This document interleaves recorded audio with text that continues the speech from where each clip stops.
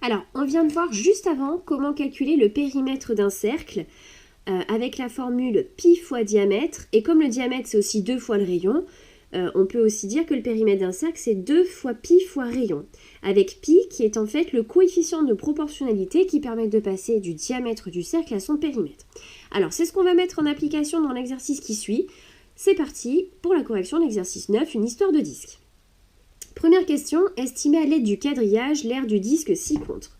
Alors ici, c'est toujours un quadrillage avec des carrés de côté 1 par 1, d'accord? On voit que le disque, il est en fait contenu dans un carré de côté 4 cm par 4 cm. Ça veut donc déjà dire que l'aire du disque qu'on cherche à estimer, ça ne peut pas dépasser 4 x 4, 16 cm². Donc on sait déjà que c'est pas au-delà de 16 cm². Alors, dans le disque, on a déjà ici 4 carreaux qui sont pleins, ce qui fait déjà 4 cm². Ensuite, cette petite portion-là, je vais m'en servir pour compenser à peu près ce qui me manque ici pour faire un carreau supplémentaire et ce qui me manque ici pour faire un carreau supplémentaire. Je vais faire exactement la même chose ensuite. Ces deux carreaux-là, je vais considérer qu'ils sont quasiment entiers en prenant une partie de cette petite portion-là pour venir compléter ici et ici. Je vais faire pareil avec ces deux-là. Je vais me servir de cette portion pour compléter ce qui me manque. Et pareil avec les deux suivants et cette portion qui va compléter ici ce qui me manque. Alors, grosso modo, on aurait environ à peu près 1, 2, 3, 4, 5, 6, 7, 8, 9, 10, 11, 12. On peut estimer l'aire de notre disque ici à environ 12 cm². Dans la suite, on va essayer de déterminer avec plus de précision l'aire du disque et même dégager une formule. Pour cela, on a partagé le disque en 8 parts, puis 40 parts égales. On a ensuite découpé, puis emboîté les morceaux, donc ça correspond à ces dessins-là. L'aire du disque, c'est aussi forcément l'aire de cette figure-là, d'accord? C'est exactement la même figure, sauf qu'on a disposé les choses un peu différemment. Question 2. Si on continue de partager le disque avec de plus en plus de parts égales, à quelle forme va ressembler les morceaux emboîtés? Alors là, on voit qu'on a quand même encore l'arrondi parce qu'on a découpé seulement 8 parts. Quand je le partage en 40, j'ai encore un petit peu l'arrondi, mais on dirait que ça tend à se lisser. D'accord? Et finalement, si je partage en encore plus de morceaux, on a bien l'impression que les morceaux ici découpés et emboîtés vont petit à petit de plus ressembler à un rectangle. Donc ici, tous nos morceaux, quand on va le découper de plus en plus, ça va de plus en plus ressembler à un rectangle. Alors, il ressemble à un rectangle.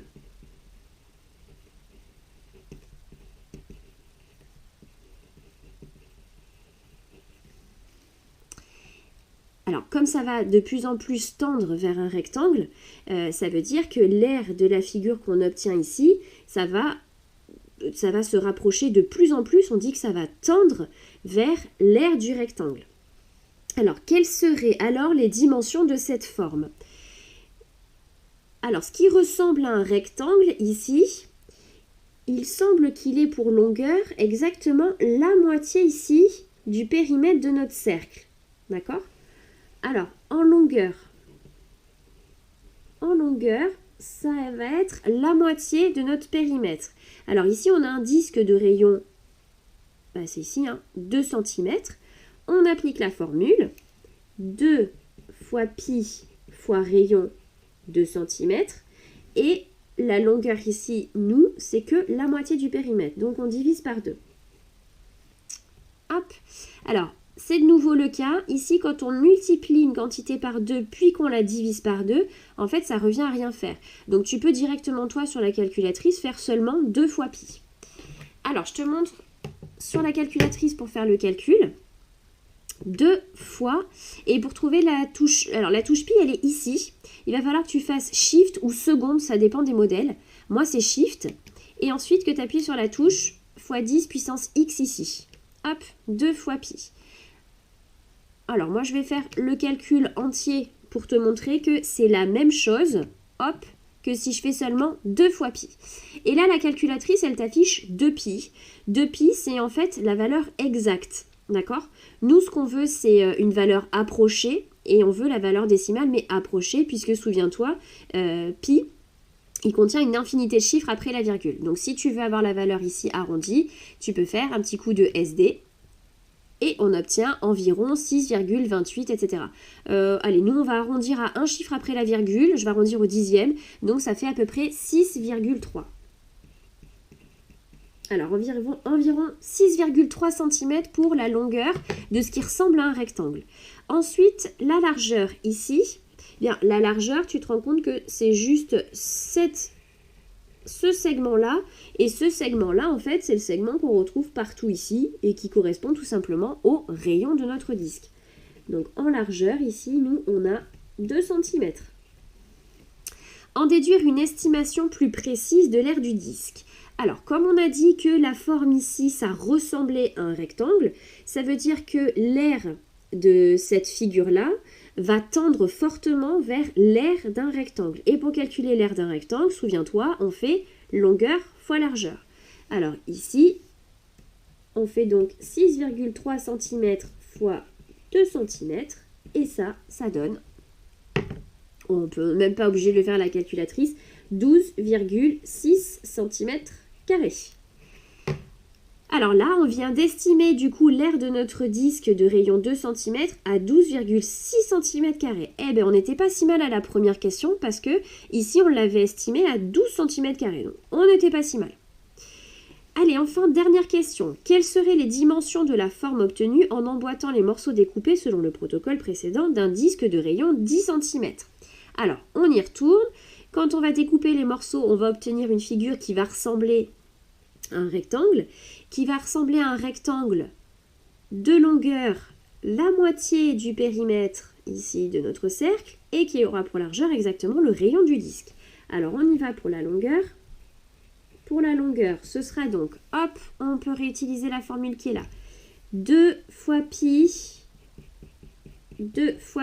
fois, cette fois-ci notre rayon c'est 10 cm. Et on ne veut pas le périmètre entier, nous on veut seulement la moitié, donc on divise par 2. Comme je multiplie par 2 et qu'ensuite je vais diviser par 2, ça revient juste à faire pi fois 10. Alors on y revient avec la calculatrice. Seconde, 10 puissance x, donc pi fois 10. Encore une fois, moi la calculatrice, elle m'affiche 10 pi. Ce que je veux, c'est une valeur décimale approchée, une écriture décimale approchée. Hop, un petit coup de SD, environ 31,4.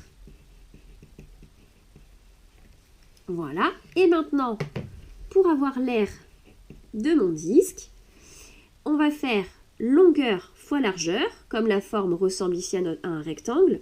On va donc faire 31,4 cm fois une largeur qui correspond au rayon de notre disque fois 10 cm. Et on trouve, alors ici notre aire c'est une approximation, hein, c'est une approche, et 31,4 fois 10, ça fait 314 cm². Alors finalement, comment est-ce qu'on a fait? Quelle formule on peut faire pour calculer l'aire du disque? Alors, pour calculer l'aire du disque, avec tout le protocole qu'on vient de faire précédemment, au final, d'abord pour avoir la longueur de la forme qui ressemble au rectangle, on fait 2 fois pi fois le rayon et on divise par 2. Mais ça, on a dit que c'était la même chose que pi fois rayon. D'accord? Donc ça, c'est pour la longueur. Ça, c'est pour notre longueur. Et pour notre largeur, on utilise juste le rayon de notre disque. Et ensuite, longueur fois largeur. Et on obtient pi fois rayon fois rayon. Donc pour calculer l'aire d'un disque, on a juste à faire pi fois rayon fois rayon. Et c'est exactement ce qui est marqué ici. Alors je te rappelais quand même la définition ici de ce qu'on appelle un disque. Et tu vois, pour calculer l'aire d'un disque, on fait pi fois rayon fois rayon. Voilà, c'est terminé pour l'exercice 9.